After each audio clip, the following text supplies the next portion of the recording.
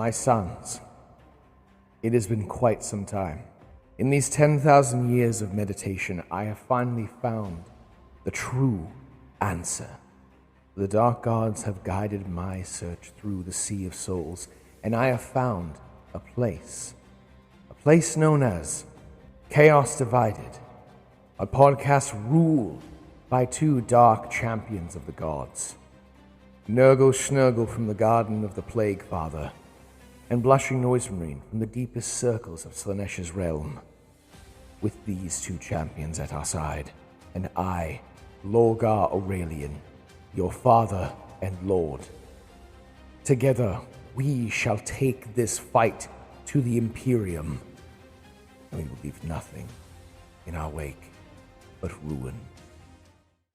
Welcome to Chaos Divided, your weekly dose of Wholesome Hammer. If you're a fan of what we do, we hope you'll subscribe and follow us along. And if you'd like to support us directly, you can find us on patreon.com/Chaos Divided 40K. This week, we're talking about the mental health and wellness benefits of Warhammer. And this quote is a quite little simple one, but quite effective. It is, "Peace? There cannot be peace in these times," and that is from the Codex Imperial Guard 3rd edition, which we found out that there was 2 codexes during this edition. Which I think is hilarious. Yeah. Also, it was in the 5th edition. Yeah, so they didn't get a 4th edition codex, and then they got their next codex in 5th edition, so they went almost 10 years without a codex playing Imperial Guard, but then got 2 in 3rd edition, which is just like hilarious Games Workshop shenanigans. 4th edition was 10 years? I think 4 years. Editions used to go longer back then. So if you had like a later codex in 3rd edition and then skipped an edition, and then they probably weren't first codex out the gate for 5th edition either. So when do you think 11th is going to come? Now it seems to be every 3 years. That seems to kind of be the pattern of like a new edition. But yeah, back then it was like somewhere between 3 to 9 years you would get a new edition. And you weren't guaranteed a codex. It was, yeah. Oh, is it better to have longer editions or shorter?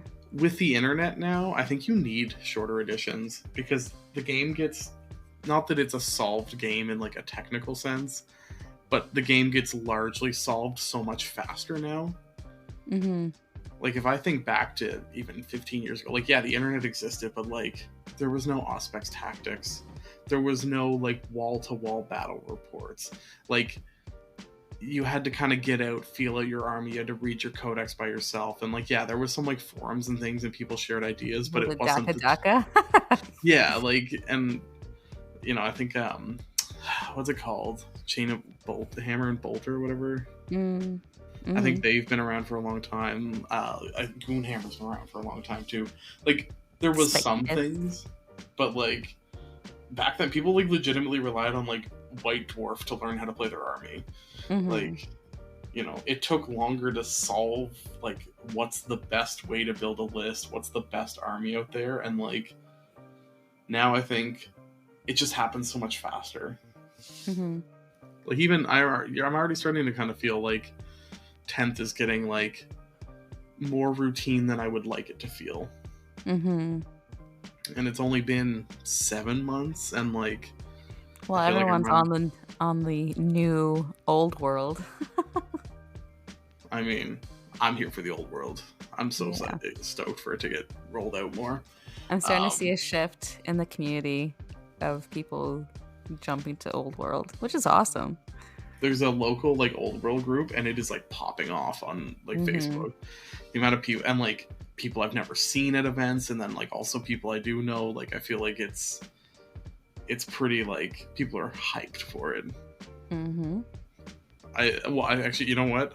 I know it's getting fairly popular because I saw a video today. I didn't watch it, but they're already predicting the end of Age of Sigmar. Are they gonna kill Age of Sigmar like they did with Fantasy?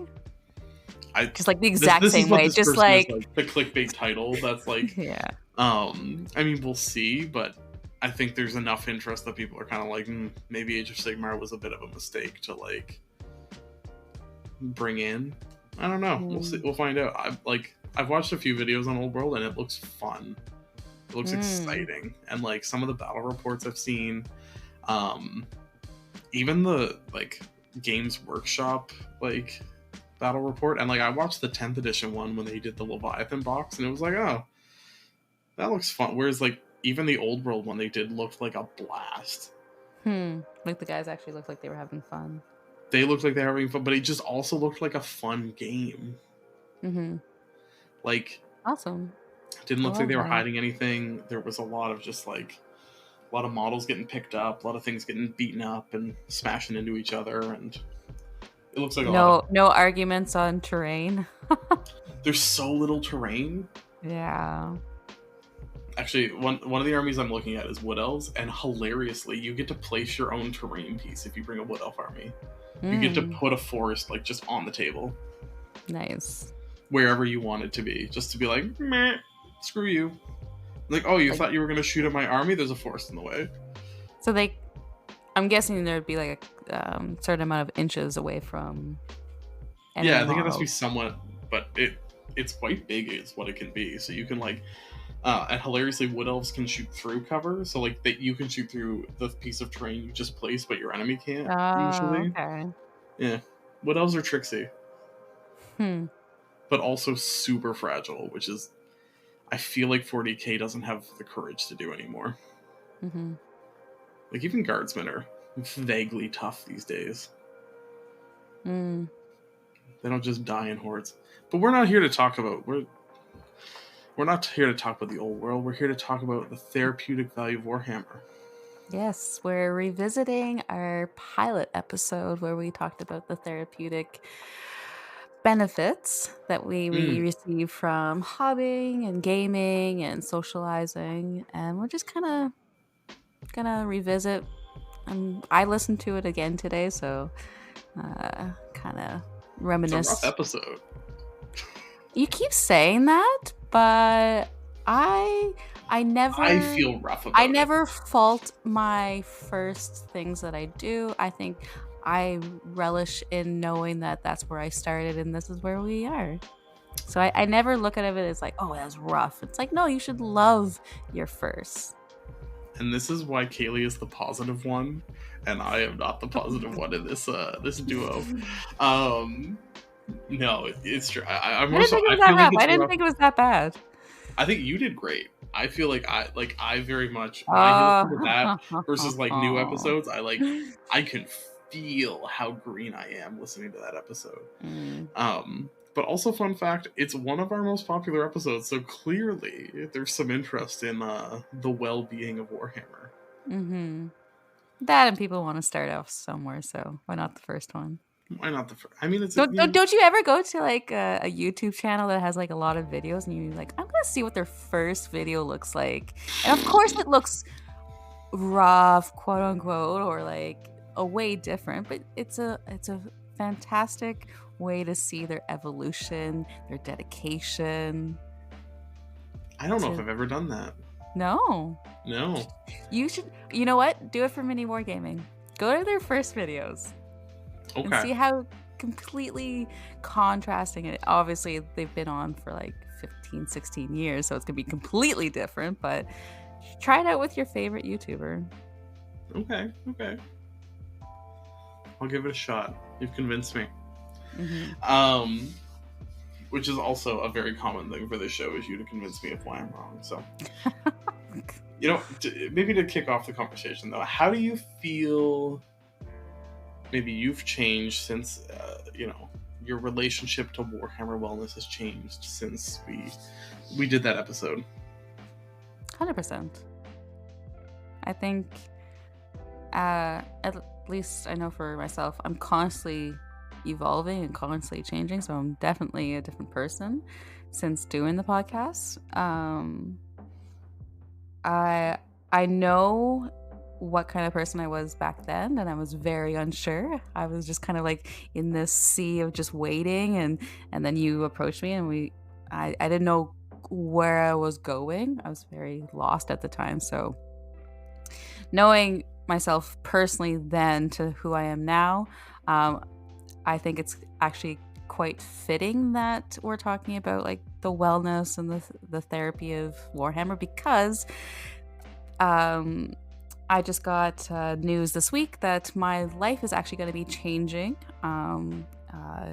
where I'm going to have a job and I'm not going to be relying on commission work as much. So my hobbying is going to be completely different. And it actually has jumpstart this urge inside me to finish up what I'm doing right now with the commission work and then just go balls to the wall with like what I've been wanting to do without like any pressure or anything, like no deadlines. I really want to open up my creativity. So my approach is going to be completely different in the next 6 months from the past 6 months. I'm really excited about it too, because I think there's definitely been,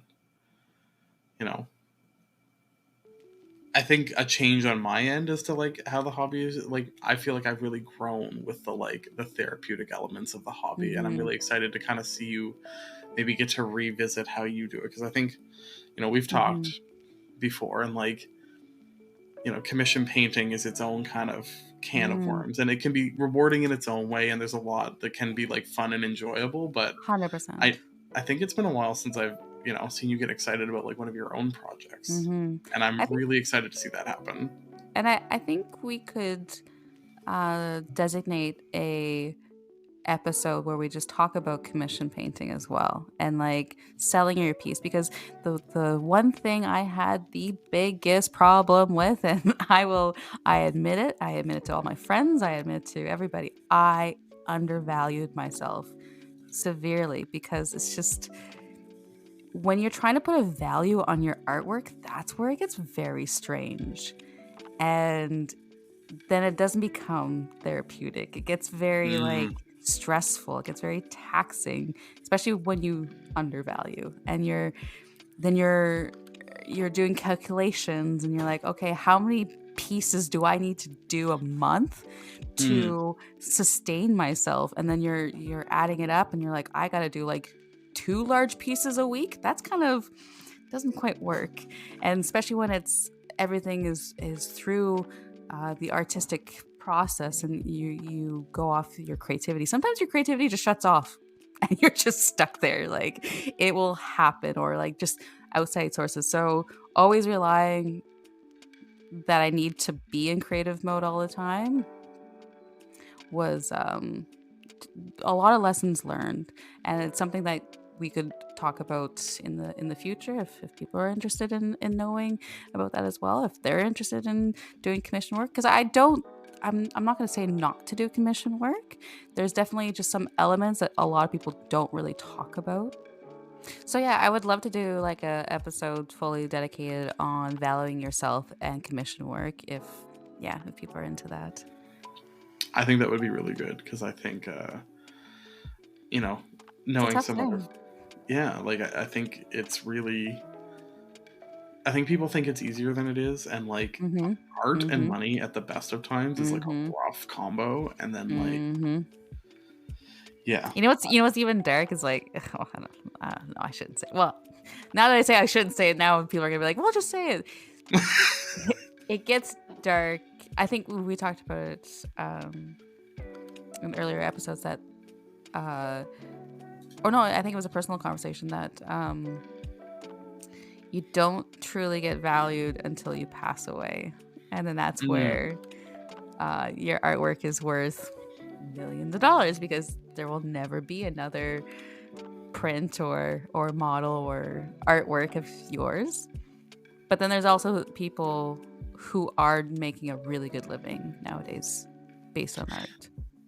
Yeah, and I think like there's definitely like, there is a business model for it, but I think it's a lot harder to manage. And I think what I'm excited for you is like, if you want to do commission work in the future, it's work you want to do, and it's not work you have to do. Yeah, and now I have thoughts that go throughout my head, and that I'll charge like a really high price now, because now my time is going to be more with my full-time job, Mm. and then my other time will be um for the therapy, for my own work. And if you want something made for me, you're gonna have to, I don't know, it sounds so like weird, I don't know, it's, unless it's like a really cool idea, I'll still do it. I love like cool things. That's fair, but again, that's that you get it. You choose whether you want to do it. Not having to rely on it, like I can still like yeah, like not having to rely on it to make sure that I pay my bills. I think that's the difference. Maybe I won't put like a high price, because I don't. It feels so weird, because I've always said it that if I would never pay that, it's so hard to charge other people that. Because I would just paint it myself. I mean, first off, not everyone can paint like you. I mean, not even in the sense of like nobody paints like anyone else, but like you are a high caliber painter. And honestly, to anyone listening, if you're thinking about commission work, like value your time. Like if you're, I'll give an example. I have a friend who used to make cakes, like just as a side business. And if you worked out like her hourly wage based on those cakes, it was like $1.50 an hour she was making. Yes. Amazing cakes. I would have paid 3 times as much for them, but she couldn't handle valuing and pricing things. Like, you know, you could get this huge 6-layer multicolored like delicious cake for like $50, and I'm like, I want to pay you more money. This is not like you're using real ingredients, you're putting love and time and energy and effort, and I'm enjoying it so much. Like, just charge what you're worth. And like, this doesn't become like, it's a labor of love doesn't have to be like a suffering or like a burden or you know. So, and I think it's a hard thing for people to like feel their way through, but like, you're worth more than what you think usually.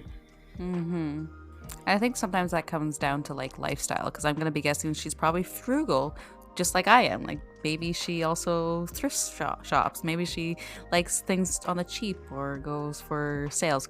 I'm kind of speaking on myself, because like I would do that, so maybe that's how she values it. Like maybe she would never spend $150 on a cake, but other people will, because they know how to value the piece or like the food or anything. Because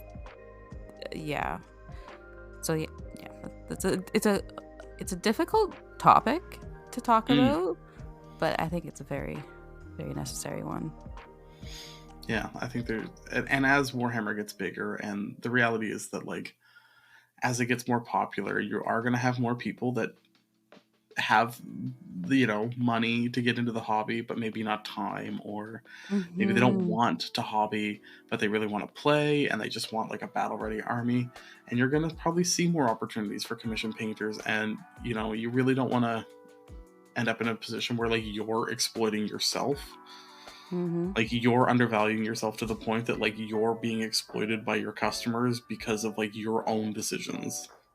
Like, you know, they might be willing to pay more, but like if you say like, hey, I'll do it for X, they're not going to be like, oh, well, I actually am going to just pay you significantly more because exactly. That's ridiculous. Yeah, you always find out afterwards. They're like, I would have paid more for that. Like, like no. Like, the amount you charge me is ridiculously low. I think that's why I will not be providing any more money, though. I think that's why I kind of like the eBay market, where other people can put the price tag on. That's fair. I mean, then you get into it's basically like an art auction, so then that just becomes one like messy beast. But yeah, I'm very much excited to see you know, some Snurkle creativity come out when and if it feels like coming out. No pressure. Oh, I'm coming. Yeah. You know, and I think that comes into one of the points we wanted to make is like, really, like one of the big parts of, for me at least, understanding hobbying and finding kind of the wellness of it Mhm. is learning that it is about expressing yourself and finding that like art and finding your own inner artist amongst like gray plastic miniatures. And I think like since starting the podcast, and you can go back to early episodes and I'll be like, I'm not a painter, I don't know what I'm doing, I'm terrible. not an artist. I hate this is awful, I just want to play the game. And now I'm like, I don't even care if I play a game of Warhammer, I'll just paint sometimes, like, is a thought that I've had recently, and I had to I jolted myself. I was like, who am I? What has happened to me? What's an artist? I don't know. And that's the point. What's an art? Art is you expressing yourself, and I don't know. I have learned to appreciate the act of taking the things on the inside and putting them on the outside. Do you think anyone can be an artist? I think everyone is an artist. Awesome. Love it. You're going to step Yes. ahead of where you're 100%. circumvent your question. I don't think anybody should ever utter the words, I'm not an artist. It's true. And it can feel so good. Mm-hmm. Yeah, I think when you say that, it's hurtful to yourself to say, I'm not. But like, what's art? What's an artist? How can you say you're not something if you can't even define what that is? So the It's best all- I can come up to with art is it's taking what's inside and making it outside. It's like taking the internal and making it external, and like that takes so many different forms and so many different ideas. Yes. And there's so much like contentment you can get to that. I was painting recently, and I hit this like point of euphoria. I've recently started painting like on canvas, and because I don't know, I just felt like doing it. I don't really know where it came from. It's a great medium to have fun with. And I've been playing like with color more because like I went and bought some like proper like acrylic paint, so I'm able to like mix and blend. And I was painting something, and I got this like a beautiful shade of like a slightly orange pink. And I put it on the canvas, and I had this just like moment of euphoria that I love this color. It like excited me, and it like filled me with joy. And I lost like half an hour just like painting and like getting lost in these colors and creating colors and like feeling my way through colors. And like I ended up like kind of like coming back down from it and being like, I don't know if I've ever felt this way. And I was just like slapping a paintbrush on like a piece of paper basically. And I've since realized like I've had moments of that with miniature painting. And I think like the getting into miniature painting had built me up to a point that I could get there. And that was kind of like a full circle moment of like, like just like putting color on like these little miniatures had like gotten me to a point that I'd like developed an appreciation for color in such a way that I could like emotionally express myself in a broader palette than I was ever expecting to have. Do you think you got it from the miniatures because you were forced to do it with the Battle Ready? I think so. Like I think like really that like it was like that first rhino that like I've talked about, like it was literally just a like, okay. And it was I was being lazy. I didn't want to have to strip it. I was like, how do I like make this look like my army with the least amount of effort? And I was like, I'll do this graffiti thing. And then I got into it, and I was like, I am having fun. And then it was like, I'm enjoying it. And then I finished it, and I was like, I like the way this looks. And I never had that feeling before. Ever. And there was like never, like I've up until that moment, I had never painted anything art. Like I grew up. Have you doodled? Not really. Oh, okay. Actually, a realization I had recently. My grandfather painted and was like a bit of a amateur artist, we'll say. Like he never sold anything, but he painted a lot and drew. And growing up, my dad literally was like, told me that like that gene skipped my generation to me. Like was literally just like, you didn't get that talent. And he told you that. oh yeah, like growing up, because I couldn't really draw. I'm really bad at realism. I can't make things look photorealistic. That's just like not in Tough. my repertoire. That is in its own like world. That's a difficult skill to have. Yeah, but a lot of like art in school is built around like, can Yeah. you Can you recreate draw an this? eye? Yeah. Can you draw a Yeah. hand? Which is like really difficult. Yeah, and like there's honestly not a lot of room for creativity. So like I grew up never feeling like art applied to me. I felt like I like didn't know how to express myself that way. I was bad at it. And then there was this realization that I was like, it was actually after that like euphoric moment of painting, and I was like, you know what? I am a artist. I'm gonna have to censor myself. I don't normally have to do that, but I am. Like I was lied to. Like it's inside me. It just like it didn't come out the way other people wanted it to come out, and that doesn't matter. None of that matters. Did you have like a stereotype of who an artist was? I think it was based on that like photorealism. It was like, if I can't like make something look like the real world, I can't. Like clearly, like I have no talent. Like I can't even like when people try and like draw like a cube, like I'm terrible at that. Let alone like trying to draw like even a landscape or like a building or a person. Like none of it. Like it just always ends up looking like I still struggle just like coloring within the lines. Like I was like the kid in primary who they were just like, I don't know if this kid's got like hand-eye coordination, like because I was terrible at it. Like I just like the line and the crayon always went over. Like it never worked. And now you realize, what does it matter? Right? Now I'm like, the lines shouldn't have been there in the first place. I knew my own thing. Well, you do need some lines. No lines. Do whatever you want. Some guidance. But also, like, the type of art I am ever going to come out of me is never going to be that. Like, it's going to be, like, colors and splashes. And, like, that's not how I'm built. And I'm okay with that. And I think part of it is, like, coming to terms with what you can do and what you can't do. And then learning how to build on what you can and not getting lost in what you can't. Yeah, but sometimes it's good to challenge yourself in the things that you can't do as well. Yeah, it's not easy to do it. It's just like, I think it's part of the challenge. Like when we talk about imposter syndrome and things like that, like I think sometimes that is getting lost in the like what you can't do or what you shouldn't do or what you're not good enough for. And and all three of those, I do not subscribe to. The you shouldn't, you couldn't, right? You can't. It's definitely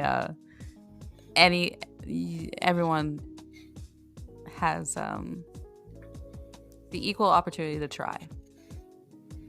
Absolutely, and I think maybe something we don't always appreciate is like we're talking about it being a well-being, is that like there's so much to be gained in the action that like the outcome also doesn't need to have as much weight. It doesn't matter if it doesn't turn out the way you wanted it to or the way you thought it was going to turn out. Like the journey is part of feeling better in a lot of ways. Like, and I think that's honestly, when we talk about like miniature painting, one of the hard things I think for a lot of people is often it looks terrible up until the end. Yes. So it feels like this journey is just you like building up this thing that looks like a blob or like looks like crap, and it's literally a marathon. You have to push yourself to get through all of these hurdles to get to the finish line, and it is just mental gymnastics sometimes. But then you will hit what you are talking about, the flow state of like, no, this is just everything feels right in its place. I like exactly where I am. It's finding that balance of who you are and how you want to express yourself.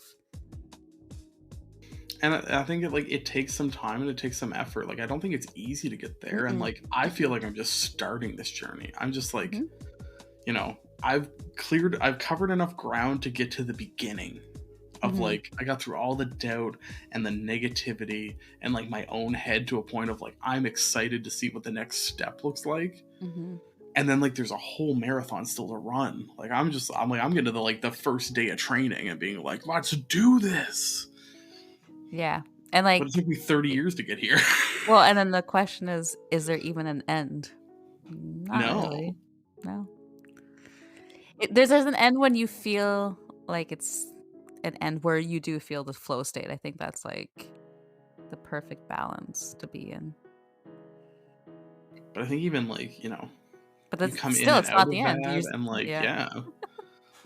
Which is awesome, because then that really amplifies anything you really truly want is a possibility when it comes to art.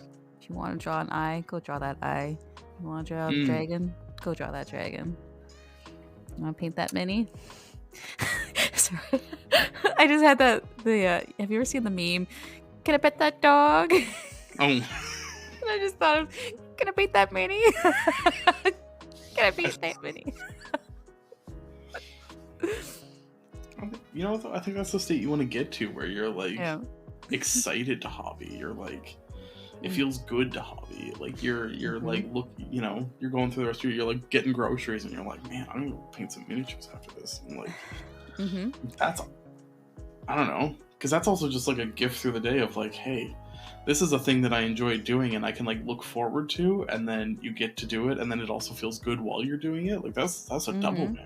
That's a present. When you're listening to like a podcast or some music. I'm sure we all know what podcast everyone listening is listening to. They're all painting right now, like, hey, that's me. I'm sitting here right now like, maybe I could be painting while we talk. You know what? That would be fun. That'd be funny. And just like show what the mini looks like at the end. Because like sometimes when you do go through those flow states, like it does happen during like Hero's Brush Hour. That I've infected you with my blush. Oh, I'm blushing. You get into the zone of like complete adrenaline. You're trying to get this mini done in an hour, and then at the end of it, you're like, oh, I painted that. So you kind of just like, not you black out, but it's a blur. And I would imagine that if we did some mini painting during the stream, we would have some really cool looking models and be like, oh, I was in this state when I painted this. You'd have to get like an air horn or something, because I'll just get lost. Because I tend to hobby completely silently. Yes, so I'll just be like, I'm not paying attention. I'm just like gone. You're like painting something and you'll be like, Laura, you need to talk now. Have you painted with people in the room? Yeah, sometimes like if we're hanging where my hobby room is, is like Elliot's toy room. So we sometimes like Courtney will be in there reading while like Elliot's like playing with toys, and I'll be like hobbying. And actually sometimes she comes up and she just like pulls on my leg while I'm painting something. Elliot. Yeah, it's super cute. Not Courtney. No, she will just be like, Laura. Oh, okay. So you're not even interacting. You're just like, no, I'm just like, whoa. When I get into like hobbying, I'm like gone. I'm like, colors. What color next? Where's the color gonna go? How am I? What's this gonna do to that thing? It's not even active thoughts. I actually one of the things that I really struggle with is like turning my brain off so that I'm not thinking about things. And like art has become like a way for me to do, like when I talk about like losing time, like that's awesome to me. Like if I can go like 20 minutes without like thinking something through or going over something in my head, that's a present. That's a gift wrapped like bow on top present of like, wow, I don't know what I just did for the last 20 minutes and now there's more paint on this thing. Like that's great. Do you feel like an alchemist? A little this color, a little that color, mixed together. Ta-da! I literally feel like I if I were to describe my process for painting, I literally call it following the colors. Like I just like, I don't know, it just like in my brain makes sense. I like look at what's in front of me and it's like, oh, this should be this and this should be that, and like it starts to like, I think that's part of why I can get into that flow state, because it very much is like this goes into this, and then that affects that, and then and it just like rolls through. And because I'm like not combo state. yeah, and like I'll be like going through and like taking this color and be like, oh, it should go here and here and here, and like just from like my own sanity, I tend to like take a color and then like look through all the things I'm working at, like where can it go. So it's like just kind of like looking for parts where like I think it should go and where it's gonna like, and like what shape am I gonna move the brush. Like it's more just like letting it all flow out. So yeah, it's very just kind of like non-structured, which again, a lot of my life I feel like is very structured, so then this is kind of a time to just like let it happen. There is something that I have noticed that we're going to talk about next, and that is pile of shames.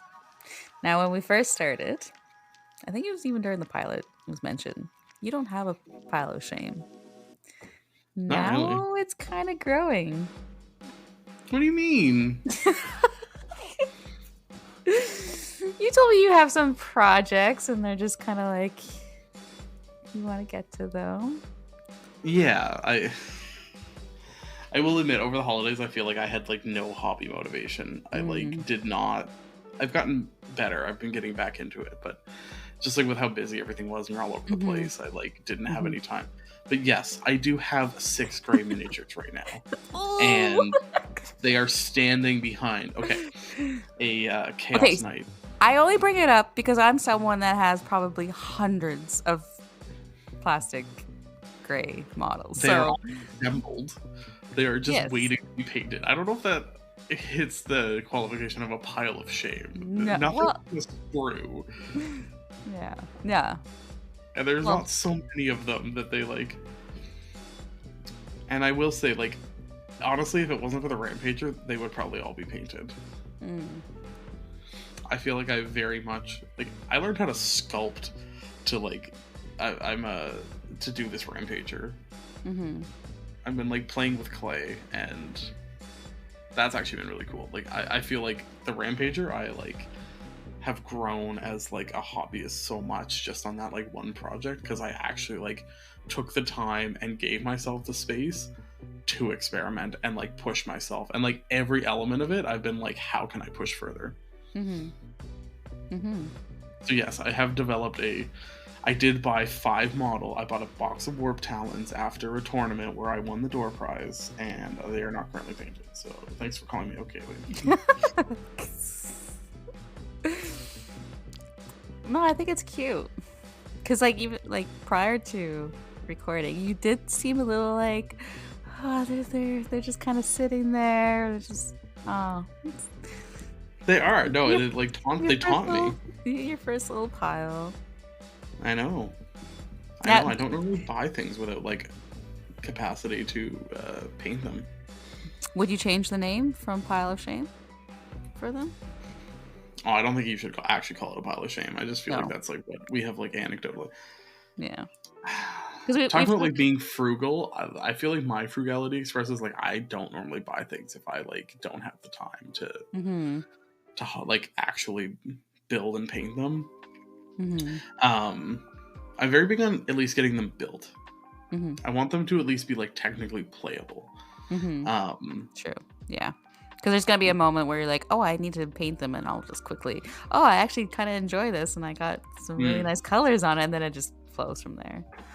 Well, it's even just like if you want to have a casual game, you're like, oh yeah, I have this like new unit, and I like want to try it. Like it's like and it performs really well. You're like, now I'm gonna paint.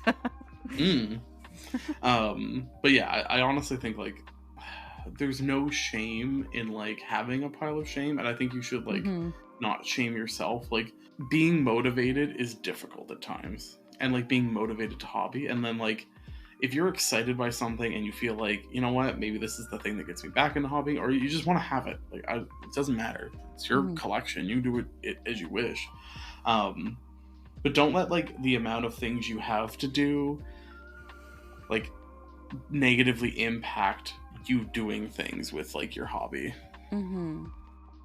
Is that something you felt?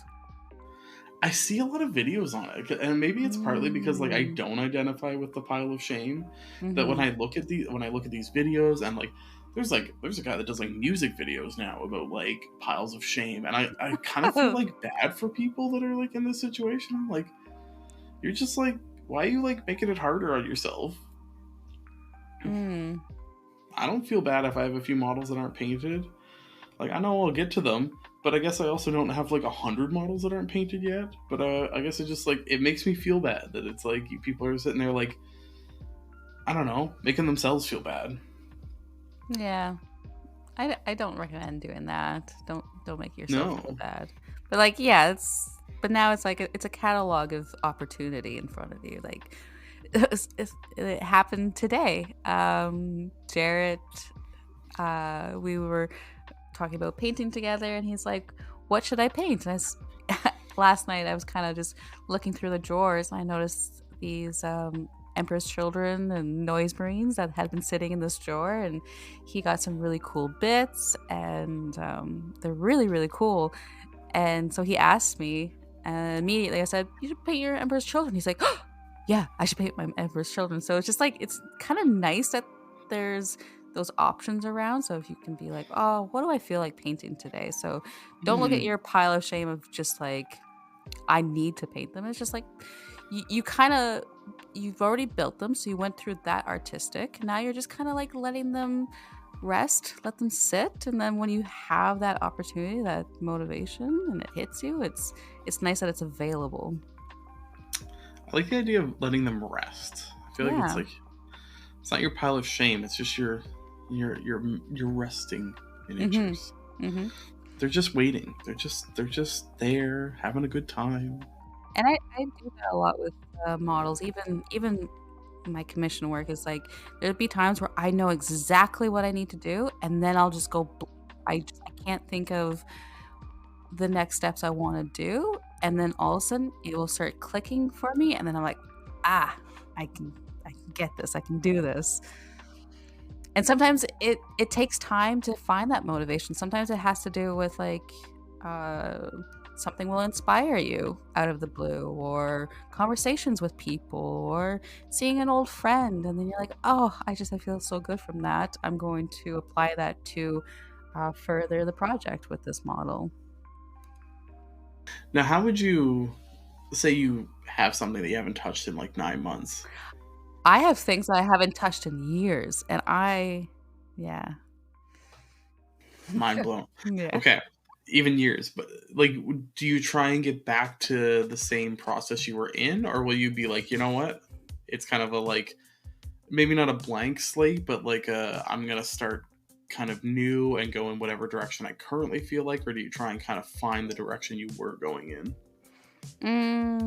I think I find inspiration of where I was going, but then have like this new mindset, this new perspective that I have in life, like, because I've changed so much, and once you start having these type of minis around, you're gonna have thoughts of who you are as a person, or were as a person, and just your development. So when I can look at these models that I haven't touched in years, I know where I was.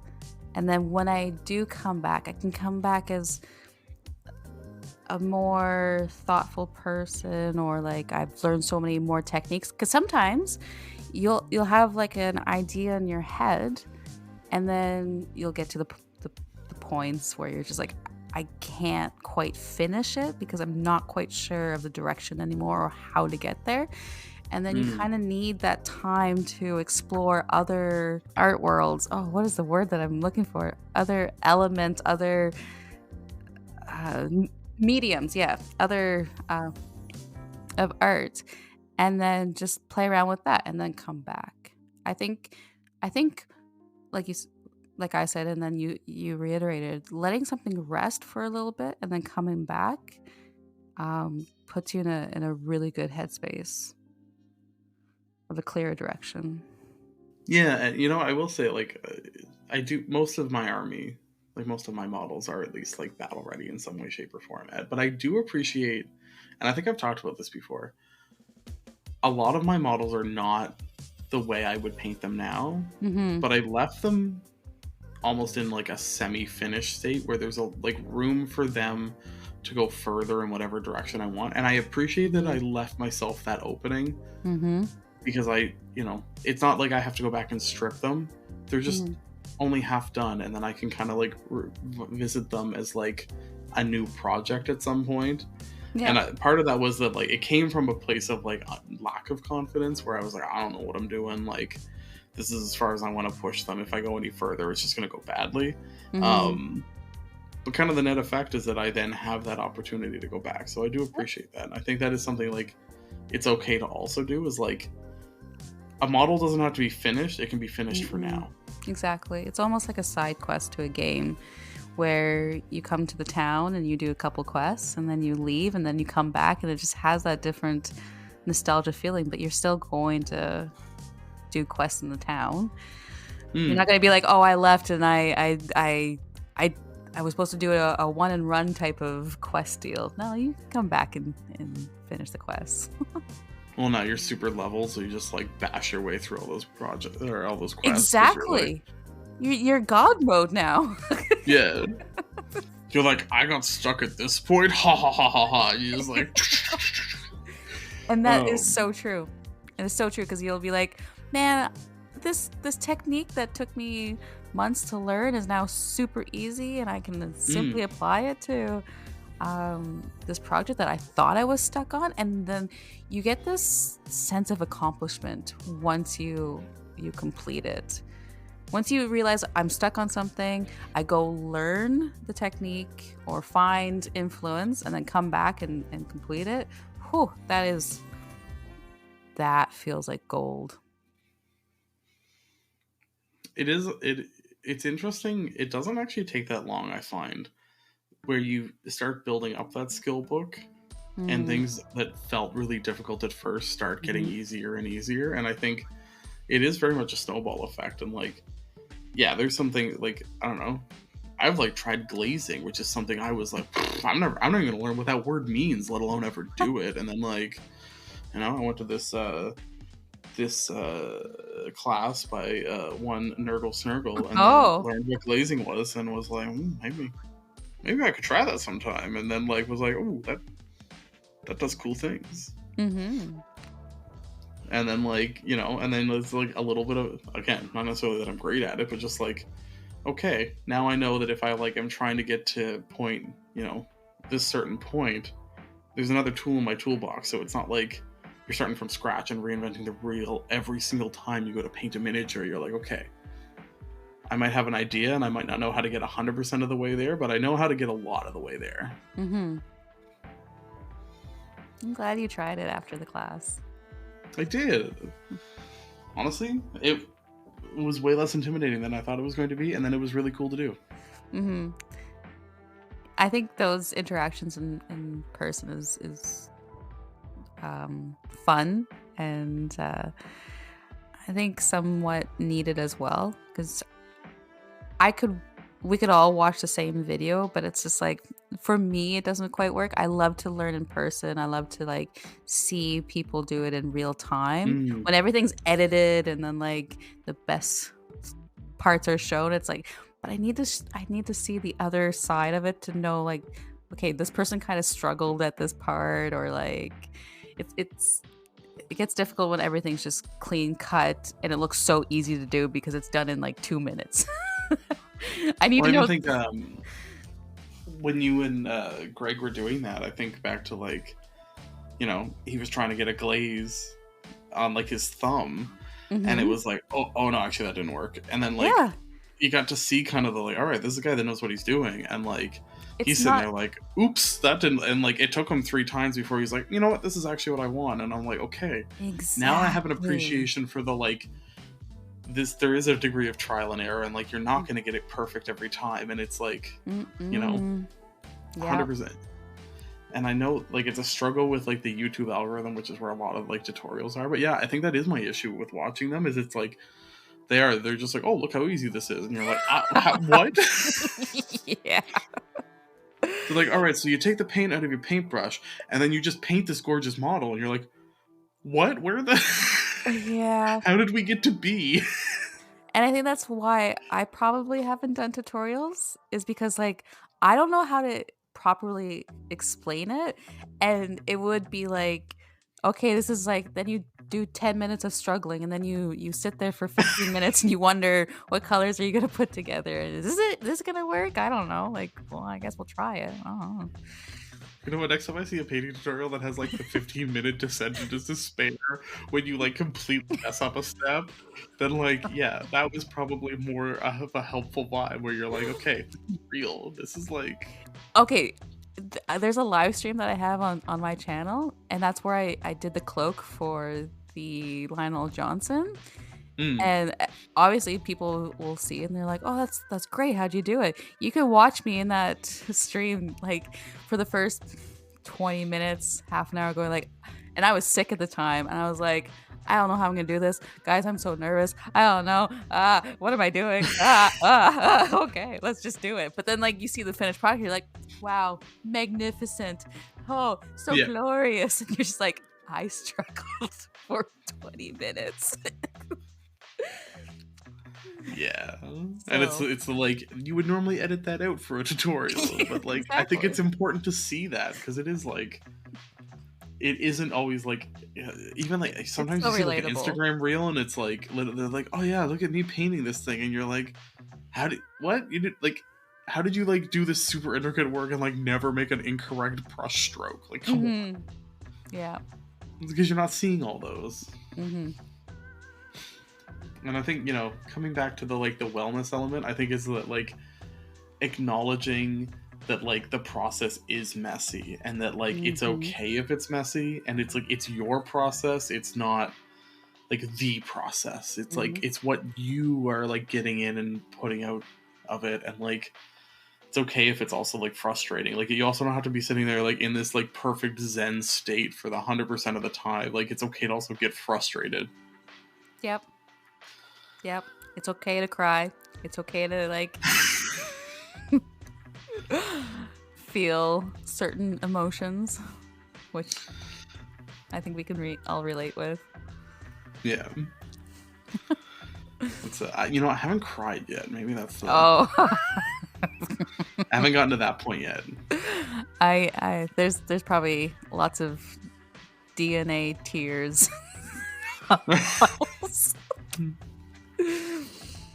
That's fair. But I'm just an easy crier. Like, I'll cry over almost everything, anything. Like, people happy? Oh, don't get me going. Weddings? Oh God, I'm crying. We went to see Wonka today, and I like cried at the end of it. Oh. And I was not expecting to be like so moved by this like Willy Wonka story, but I liked it. I thought it was like better than I was expecting it to be. Hey. It's like blushing recommended. It's not like it's not the best movie in the world, but it's like it's fun and it's ridiculous and silly, and like you need some of those. It was a good 2 hours. I feel good. I felt something at the end of it, so it's nice. Okay. I feel like you need some nice movies sometime. Yeah, you don't have to like come back and watch it. You can just feel good in the moment. Yeah, and I feel like it hit those marks. It was like, you know what, I had a good time. Now, this is maybe something I think I feel maybe a little easier than you, but the therapeutic value of like playing Warhammer. I very much feel like playing like a good game of Warhammer, like... Do you zen out as well? Just kidding, I know. Not often playing. Not like you're hobbying. Like, no, I don't lose time while playing a game of Warhammer. I feel like for me, it's honestly, it's more like controlled stress. It's like, getting the blood pumping, getting your brain like moving, getting your like blood pressure up, but also in like for something that doesn't matter. So there's no like stakes. Yeah, it's not life and death.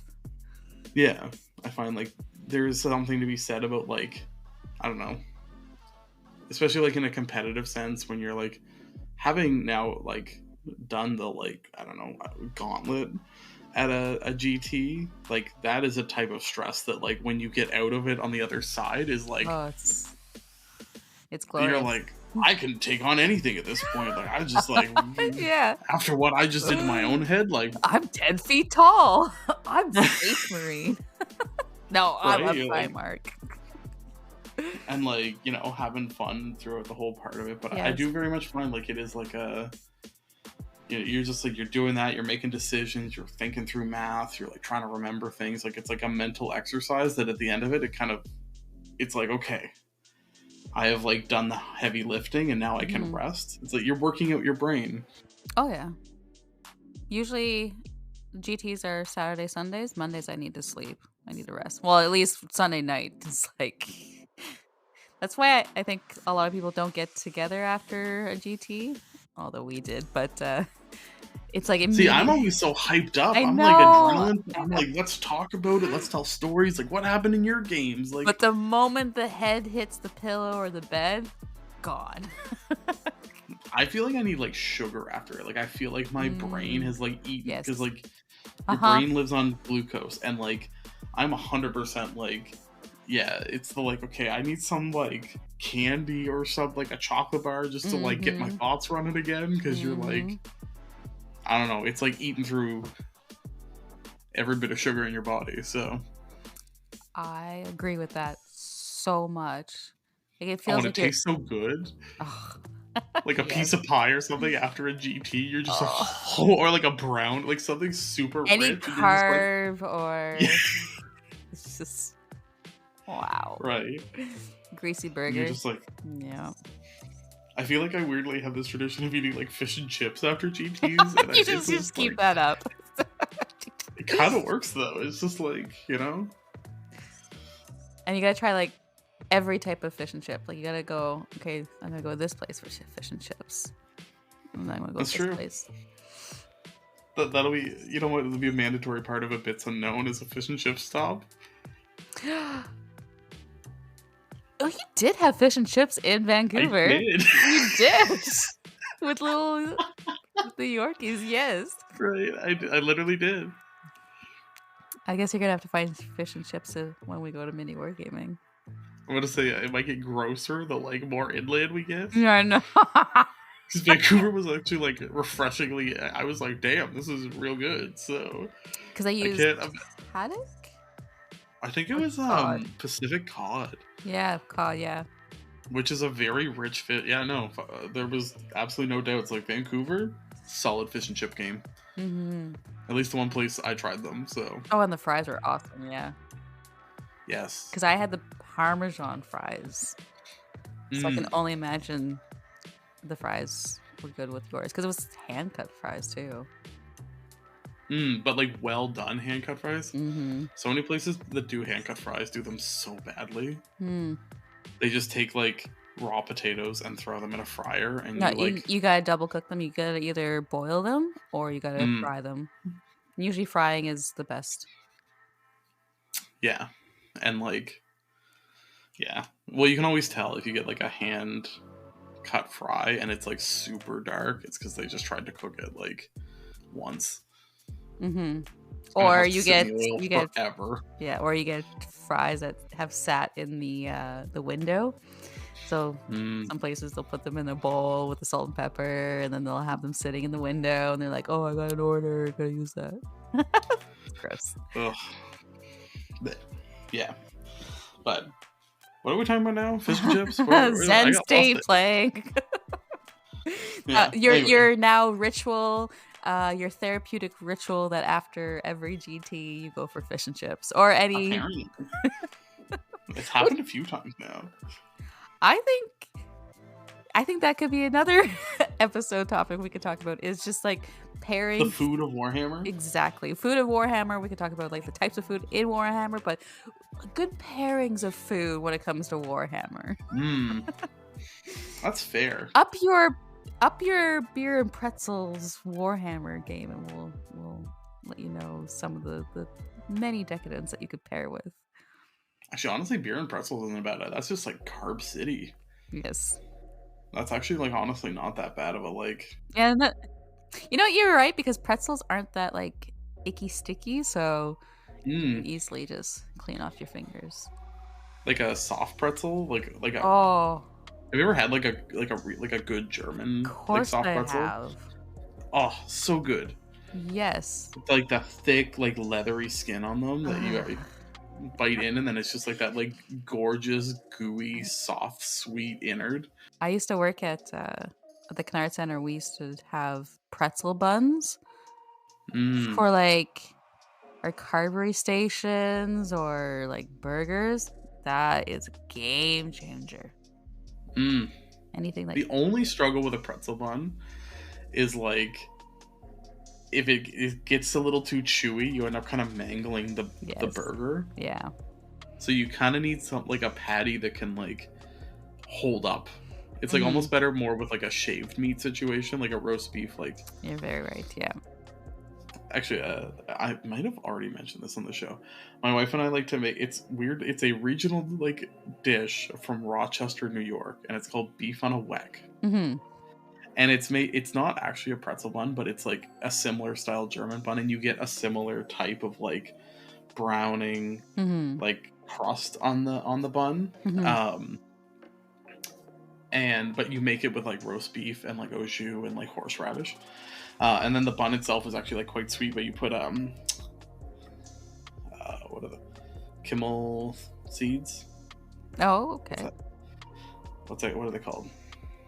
The Caraway? German word caraway. Yeah, they're Okay. Kimmel is the German word for them. Caraway seeds, so it has like that licoriceiness Yes. to it. Okay. Nice. And they're super delicious. But yeah, it's because you're making it with like a roast beef, like the tougher bun doesn't interfere as much. Mm-hmm. But yeah, it's delicious. Yeah. And anyone listening, look up how to make beef on a whack. Do yourself a favor, make it. It's weirdly delicious. I don't know anything else about Rochester, New York, other than Dorsal Kia's there, because that's the commercials we got here as a kid. Mm-hmm. But that's a weird fun fact about Nova Scotia. All of our American like TV channels come from Rochester, New York. Mm. Like not Boston, Rochester, New York. I don't know. I don't watch TV. Even as a kid, you didn't like just like have the TV on. Like if I'm you not wanted to watch, from like, here. I didn't grow up here. we are so these are many tangents today. I think we're just hungry. I'm always hungry after talking about. We always get on food. Any other thoughts With before we wrap up? um I feel like we should be nice and give a shorter episode this week because we did I think our longest episode ever last week. Oh my, yeah.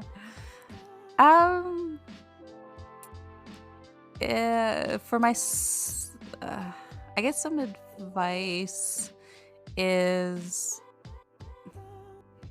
just to take your time and to be patient. Mm. It's simple, but it's very true. And just to be kind.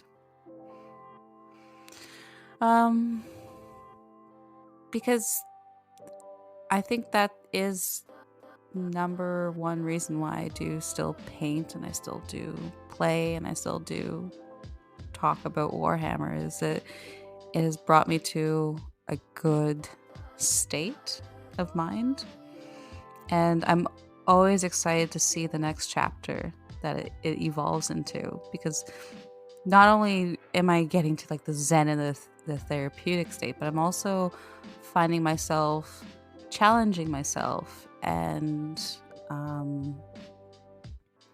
finding what I would used to think was a struggle and realizing, oh, it's not that bad, or it's challenged me to give me confidence.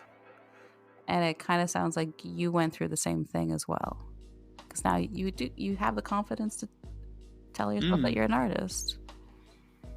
Well, and I think what I'm excited to see, you can't really master something until you learn how to teach it, and I feel like that's the step you're now getting into. Is like not just, and I don't mean like making tutorials, but like learning how to like share your experience with others and learning how to like take the knowledge in your own head and giving it to others. I feel like is also part of your like path towards mastery. Not that you'll like, I don't know, being a master of something doesn't like, there's no end point at that, but just like it makes you better. And is it? I think that's cool. Do you become a master when you decide to go on the path, or do you just go on the path and you become a master? I feel like it's one of those like when you get there, but you don't know what it looks like to. Exactly. Like I don't know. I feel like if I'm talking about like I feel like I finally have gotten to the path so that I can start walking it. Like I feel like you hit those points where you kind of you look around and you're like, you know what? I think I know where I am right now. Mm-hmm. And I wouldn't want to be anywhere else. There we go. Words to live by. Mm-hmm. Do you have anything else you'd like to add? I've said so much this episode about something that I never thought I would talk this much about, so I'm out of wisdom. So, are we gonna talk about this again for season 3?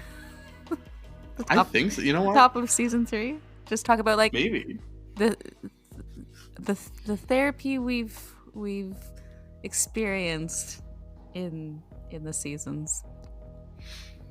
I think it's kind of it's like a different perspective to talk about, like, because it's not like we're not talking about like, oh, I mastered these techniques, or like, oh, I did that. It's like I feel like it's like a way of us kind of like understanding, I don't know, our own, like talking about like the path and the journey. It's like a way of talking about it and doing a check-in. I think, yeah, we do, because I think it is like a way of talking about it without being like, it's like what Warhammer has evolved for us over time. Because I think like you and I both are involved in Warhammer and have like stayed in it, not because we're like, oh, I just love giving Games Workshop money. Like it's because you get something out of it. It's because it like is returning to like you something that you didn't have before. And I think like that's a never ending component of it. It's like it's as long as it feels good, I'm gonna keep doing it. Exactly. And I'm probably gonna like learn a few more things over the next year. I hope so, at least. If I'm like the exact same person, then like I have probably done something wrong. Well, no. Like you can't. No, I wouldn't allow you to be stagnant. See, that's what. Be like, but Laura, wake up. Right? Just lost in the Zen state, never come back over. Be a Lorgar. Like keel over and die. But yeah, no, this is always, it's kind of a fun time, and it's interesting to see like how much your perspective changes on it too, because I feel like, because actually one of the interesting things when we first did that first episode, it kind of, you didn't necessarily think of it as being like therapeutic, like hobbying. It was more of a like, well, I like to do it, and like I think you've had some time to kind of appreciate what it does give to you and like have a more nuanced understanding. So it's cool. It's cool to see like yourself grow with your own ideas. Getting all philosophical here at Chaos Divided. I have to make a poop joke or something to calm ourselves down. Break the ice. So it's like people check their phone. Am I still listening to the Chaos Divided? Like nobody's made a stupid joke in a while.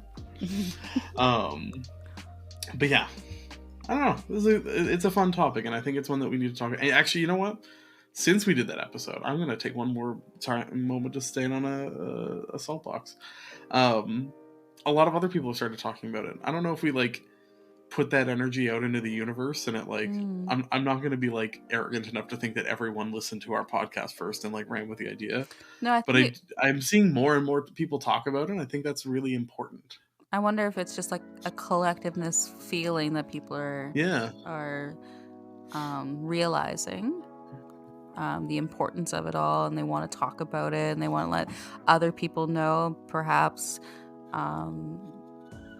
we just understood that we can see the newcomers coming into Warhammer and seeing their struggles, and just letting them know that like there is no struggle. It's just like this is your domain, this is your state of being, and just really enjoy it, because we're all gonna go through it and become something different.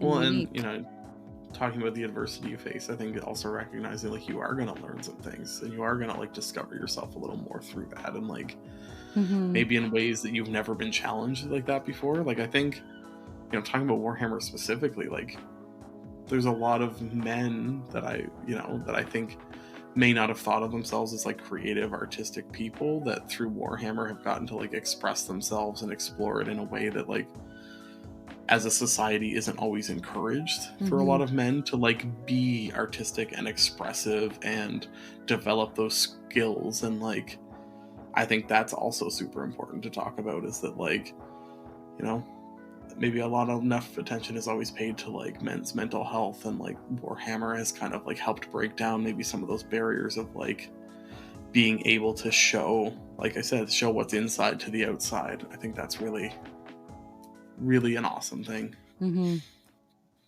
love it. And on that note, I want to thank you for joining us. Don't forget to subscribe to Chaos Divided wherever you're listening from, and you can find us on Instagram and YouTube at Chaos Divided 40K. And if you're a fan of Chaos Divided and want to join our growing Wholesome Hammer community, you can find us at patreon.com/Chaos Divided 40K and also support the show. And if you want to connect with us both directly, you can find us at Nurgle_Snurgle and at Blushing Noise Marine on Instagram and YouTube. And until next time, bye-bye. Ciao, ciao for now.